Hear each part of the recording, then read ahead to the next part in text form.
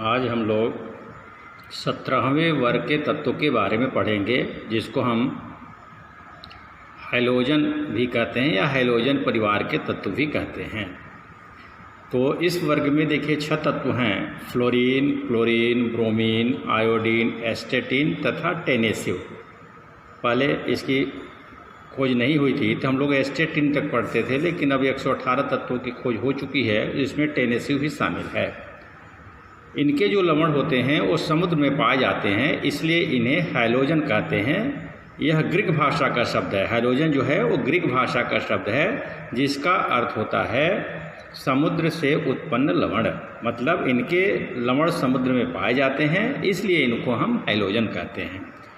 अब तक ज्ञात तत्वों में फ्लोरीन की विद्युत ऋणात्मकता अधिकतम होती है और इसकी क्रियाशीलता अधिक होती है। इसके कारण इसे हम सुपर हैलोजन भी कहते हैं। अब इसके थोड़ा सा हम कुछ गुणों के बारे में देखेंगे। तो यहाँ पर सबसे पहले है इलेक्ट्रॉनिक विन्यास। तो अगर हम 17वें वर्ग की बात करें तो इनके अंतिम कोष में 7 इलेक्ट्रॉन होते हैं, और अबॉव नियम से इलेक्ट्रॉनिक विन्यास हम करते हैं तो यस में 2 इलेक्ट्रॉन, अंतिम कोष के यस उपकोष में 2 इलेक्ट्रॉन और पी उपकोष में जो है 5 इलेक्ट्रॉन होते हैं। अर्थात इनका समान इलेक्ट्रॉनिक विन्यास जो है वह NH2NP5 होता है। जैसे फ्लोरीन के अंतिम कोष में देखिए इलेक्ट्रॉनिक विन्यास जो है आपका 2s2 क्लोरीन का 3s2 ये अंतिम कोष के इलेक्ट्रॉनिक विन्यास दिखाए गए हैं। यहाँ पर जैसे हीलियम दिखा दिया गया, मतलब जानते हैं कि हीलियम, नियान, आर्गन, क्रिप्टॉन, जेनान, रेडान जो है ये अक्रिय गैसें हैं। अर्थात अगर हम फ्लोरीन का, जैसे फ्लोरीन का परमाणु क्रमांक 9 होता है, लेकिन अगर हम इसका इलेक्ट्रॉनिक विन्यास हम लिख सकते हैं 1s2 2s2 2p5। लेकिन अक्रिय गैसों का अगर हम यहाँ पर अक्रिय गैसों का नाम लिख देते हैं तो हीलियम का परमाणु क्रमांक चूँकि 2 होता है, मतलब 2 का इलेक्ट्रॉनिक विन्यास हो गया है यहाँ पर 2 इलेक्ट्रॉन का, तो 2 ये हो गया, 2 2 4 5 4 9। उसी प्रकार से नियान का 10 होता है, मतलब नियान लिखने का मतलब कि 10 इलेक्ट्रॉन का इलेक्ट्रॉनिक विन्यास यहाँ तक हो चुका है, तो 10 2 12 5 17। इसी प्रकार से हम आगे देखेंगे तो हम पूरा भी इलेक्ट्रॉनिक विन्यास लिख सकते हैं, नहीं तो हम थोड़ा शॉर्टकट के लिए हम ऐसा भी लिख सकते हैं। पहले अक्रिय गैस लिखने के बाद जो भी इलेक्ट्रॉन बचता है उसके अंतिम कोष के कोषों में इलेक्ट्रॉनों को हम यहाँ पर लिख देते हैं। तो आप देख रहे हैं सबके अंतिम कोष में यस उपकोष में 2 इलेक्ट्रॉन और पी उपकोष में जो है 5 इलेक्ट्रॉन हैं, इसलिए इनका समान इलेक्ट्रॉन विन्यास आपका NH2NP5 होता है। आप लोग परमाणु क्रमांक आप लोग जानते ही हैं कि कैसे हम लिखते हैं। जैसे मैजिक नंबर की सहायता से हम, अगर फ्लोरीन का परमाणु क्रमांक मालूम है तो उसमें हम 8 18 18 32 और 32 8 18 18 32 32 अगर जोड़ देंगे तो सभी तत्वों का हमें परमाणु क्रमांक मालूम हो जाएगा और इलेक्ट्रॉनिक विन्यास हम लोग लिख सकते हैं। फिर उपलब्धता,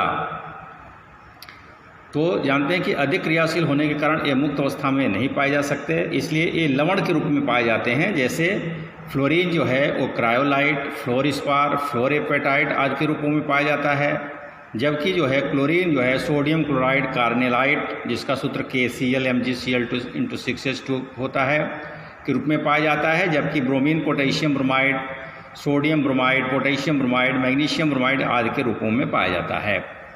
और एस्टेटिन चूँकि रेडियो एक्टिव है, इसलिए इनके यौगिकों के बारे में जानकारी नहीं है। और जो अभी टेनेसिव नया खोज हुआ है आपका टेसी, इनके बारे में भी काफ़ी अभी अध्ययन नहीं हो पाया है न, इनके गुणों के बारे में या इनके यौगिकों के बारे में अभी अध्ययन नहीं हो पाया है। इसलिए हम लोग मुख्य रूप से फ्लोरीन, क्लोरीन, ब्रोमीन, आयोडीन और उनसे संबंधित जो भी यौगिक हैं उनके बारे में हम लोग यहाँ पर देखेंगे। फिर देखिए वर्ग 17 के तत्वों के जो भौतिक और रासायनिक गुण हैं, तो सब में देखिए हम लोग लिखते हैं परमाणु त्रिज्या और आणविक त्रिज्या। किसी भी समूह का हम लोग अगर विशेषता लिखते हैं तो परमाणु त्रिज्या और आणविक त्रिज्या हम लोग समान रूप से जानते हैं कि आवर्त में बाएं से दाएं जाने पर जो है परमाणु त्रिज्या और आणविक त्रिज्या का मान घटता है, क्योंकि नाभिकीय आवेश बढ़ता है। और 17वें वर्ग की जो परमाणु त्रिज्या और आणविक त्रिज्या है वो सबसे अपने आवर्त में उपस्थित अन्य तत्वों से सबसे कम होता है। क्योंकि 17वें के बाद जब 18वां वर्ग जाता है, हम लोग 18वें वर्ग में जाते हैं तो उनका अंतिम कोश पूर्ण होता है, इसलिए नाभिक और अंतिम कोश के बीच जो आकर्षण बल जो है वो थोड़ा सा कम हो जाता है, जिसके कारण उसका साइज थोड़ा बड़ा हो जाता है। इसलिए 17वें वर्ग की जो तत्व हैं उनकी परमाणु त्रिज्या और आणविक त्रिज्या जो है वह अपने आवर्त में उपस्थित अन्य तत्वों से जो है वो कम होता है। आगे कुछ गुण देखेंगे हम लोग। आपके विद्युत ऋणात्मकता, इलेक्ट्रोनेगेटिविटी। हम लोग जानते हैं कि किसी परमाणु द्वारा साझेक इलेक्ट्रॉनों को अपनी ओर आकर्षित करने की जो क्षमता होती है उससे हम विद्युत ऋणात्मकता कहते हैं। तो हम लोग जानते हैं कि इस वर्ग के तत्व जो है प्रबल ऋण विद्युतीय होते हैं, मतलब इनकी विद्युत ऋणात्मकता सबसे बहुत अधिक होती है। अभी तक ज्ञात जितने भी तत्व हैं उसमें फ्लोरीन की विद्युत ऋणात्मकता सबसे अधिक है, और वर्ग में ऊपर से नीचे आने पर विद्युत ऋणात्मकता का मान जो है वो घटता है। मतलब फ्लोरीन जो है सबसे ज़्यादा ऋण तत्व है, और जो सबसे नीचे वाला तत्व है हम कह सकते हैं टेनेसिव, वो सबसे कम ऋण विद्युतीय तत्व है। इलेक्ट्रॉन लब्ध एंथैल्पी, जिसको हम इलेक्ट्रॉन बंधुता भी कहते हैं, इलेक्ट्रॉन गेन एंथैल्पी और इलेक्ट्रॉन एफिनिटी। तो हम लोग जानते हैं कि किसी परमाणु के अंतिम कोश में जब एक इलेक्ट्रॉन जो है जोड़ा जाता है, मतलब किसी परमाणु द्वारा जब एक इलेक्ट्रॉन ग्रहण किया जाता है तो जितनी ऊर्जा उत्सर्जित होती है वह उसका इलेक्ट्रॉन लब्ध एंथैल्पी या इलेक्ट्रॉन बंधुता कहलाता है। अभी तक जितने भी तत्व ज्ञात हैं उसमें क्लोरीन की इलेक्ट्रॉन लब्ध एंथैल्पी या इलेक्ट्रॉन बंधुता सबसे अधिक होती है। फ्लोरीन का साइज थोड़ा छोटा होने के कारण जो है नाभिकीय इलेक्ट्रॉन घनत्व अधिक होता है, इसलिए जब अतिरिक्त इलेक्ट्रॉन जब उसके अंतिम कोश में आता है तो उसमें प्रतिकर्षण होता है, इसलिए यहाँ पर जो ऊर्जा उत्सर्जित होती है वह कम होती है इन कंपैरिजन टू क्लोरीन। तो यहाँ पर जो है कि इलेक्ट्रॉन बंधुता का जो क्रम है वो फ्लोरीन का कम है क्लोरीन से, मतलब क्लोरीन की आपका जो है इलेक्ट्रॉन बंधुता अधिक है फ्लोरीन से, और फिर जब जैसे जैसे हम नीचे की ओर बढ़ते जाएंगे इलेक्ट्रॉन बंधुता का मान जो है घटता जाएगा। इसी प्रकार से ऑक्सीकरण अवस्थाएं, ऑक्सीडेशन स्टेट्स। देखिए सभी हाइड्रोजन जो है, चूँकि हम लोग जानते हैं अंतिम कोश में 7 इलेक्ट्रॉन होते हैं, तो एक इलेक्ट्रॉन ग्रहण करके अपने अंतिम कोश को पूर्ण करने की प्रवृत्ति रखते हैं, इसलिए इनकी समान रूप से इनकी ऑक्सीकरण अवस्था जो है वह -1 होती है। परंतु क्लोरीन, ब्रोमीन, आयोडीन +1, +3, +5, +7 ऑक्सीकरण अवस्था भी प्रदर्शित करते हैं। जैसे Cl2O में देखा जाए, Cl2O क्लोरीन ऑक्साइड में, तो आप देखेंगे क्लोरीन की ऑक्सीकरण संख्या आपका +1 होगा, और Cl2O7 देख लिया जाए क्लोरीन हेप्टा ऑक्साइड, उसमें अगर Cl2O7 में अगर हम देखेंगे तो उसकी क्लोरीन की ऑक्सीकरण संख्या जो है वो +7 आएगा। इसी प्रकार से और देखेंगे अब ऑक्सीकारक गुण। हम जानते हैं कि इसमें इलेक्ट्रॉन ग्रहण करने की प्रवृत्ति अधिक होती है, तो जो इलेक्ट्रॉन ग्रहण करने की प्रवृत्ति रखते हैं वो प्रबल ऑक्सीकारक होते हैं, और जो इलेक्ट्रॉन त्यागने की प्रवृत्ति रखते हैं वो प्रबल अवचायक होते हैं। इसलिए इलेक्ट्रॉन ग्रहण करने की प्रवृत्ति के कारण इनका ये जो है प्रबल ऑक्सीकारक होते हैं, और जब वर्ग में ऊपर से हम नीचे आते हैं तो ऑक्सीकारक गुण जो है वो धीरे धीरे घटता है। मतलब फ्लोरीन जो है वो सबसे ज़्यादा ऑक्सीकारक है, और जैसे जैसे हम नीचे की ओर बढ़ते जाएंगे क्लोरीन, ब्रोमीन, आयोडीन की तरफ, तो इसका ऑक्सीकारक गुण जो है वो घटता जाएगा। अगला है ऑक्सीजन से अभिक्रिया। तो इस वर्ग के जो तत्व होते हैं वो ऑक्सीजन से अभिक्रिया करके सहसंयोजक यौगिक बनाते हैं।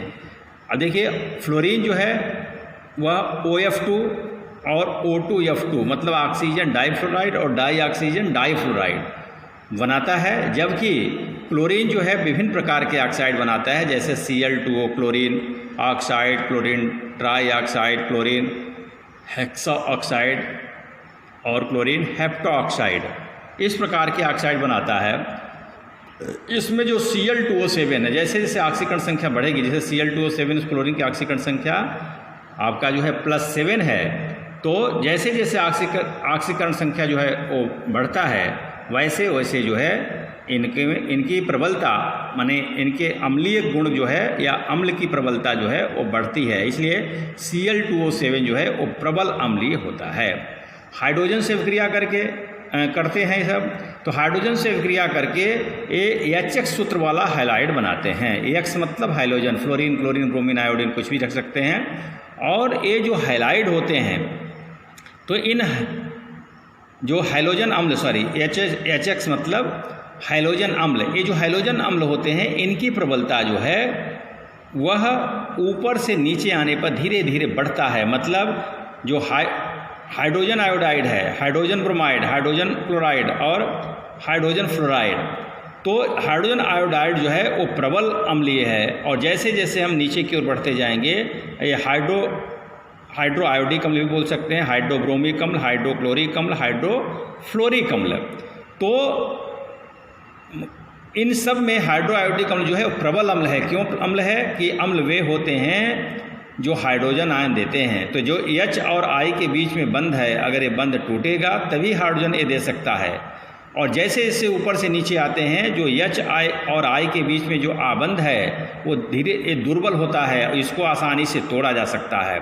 मतलब कह सकते हैं HI जो है वो कम स्थायी है, कम स्थायी है मतलब आसानी से टूट करके हाइड्रोजन आयन दे सकता है, इसलिए प्रबल अम्ल है। और जो हाइड्रोफ्लोरिक अम्ल है HF है वह स्थायी होने के कारण, मतलब H और F के बीच में जो बंध है वो प्रबल होने के कारण वो आसानी से नहीं टूटता, अर्थात आसानी से हाइड्रोजन नहीं देता, इसलिए ये दुर्बल अम्ल होगा। और इसी प्रकार से ऑक्सी अम्ल का बनना, तो जैसे इसके पिछले वाले में हम लोग पढ़े थे जो सल्फर थे, सल्फर ऑक्सी अम्ल, सल्फर के समूह के जो तत्व हैं ऑक्सीजन परिवार के तत्व वो ऑक्सी अम्ल बनाते हैं। उसी प्रकार से इस वर्ग के तत्व भी, हैलोजन परिवार के तत्व भी ऑक्सी अम्ल बनाते हैं। जो फ्लोरीन है केवल एक ही प्रकार का ऑक्सी अम्ल बनाता है, HOF हाइपोफ्लोरस अम्ल, जबकि अन्य जो है वो 4 प्रकार के ऑक्सी अम्ल बनाते हैं। HOX हाइपोहाइलस अम्ल, HXO2 हाइलस अम्ल, HXO3 हाइलिक अम्ल, HXO4 पर हाइलिक अम्ल। यहाँ पर X की जगह हम क्लोरीन, ब्रोमीन, आयोडीन कुछ भी रख सकते हैं। अगर हम क्लोरीन लिखते हैं यहाँ पर X की जगह तो हम कहेंगे कि हाइपोक्लोरस अम्ल उसको पढ़ेंगे। यहाँ पर क्लोरीन होगा तो उसे हम क्लोरस अम्ल पढ़ेंगे, और यहाँ पर X की जगह क्लोरीन रखेंगे तो उसे हम क्लोरिक अम्ल पढ़ेंगे। और X की जगह अगर Cl लिख देते हैं तो HClO4 बनेगा, उसे हम पर क्लोरिक अम्ल कहेंगे। तो इस प्रकार से ये जो है 17वें वर्ग के तत्वों की कुछ विशेषताएं थी, इसको हम लोग ध्यानपूर्वक देख करके और नोट्स बनाएंगे। धन्यवाद।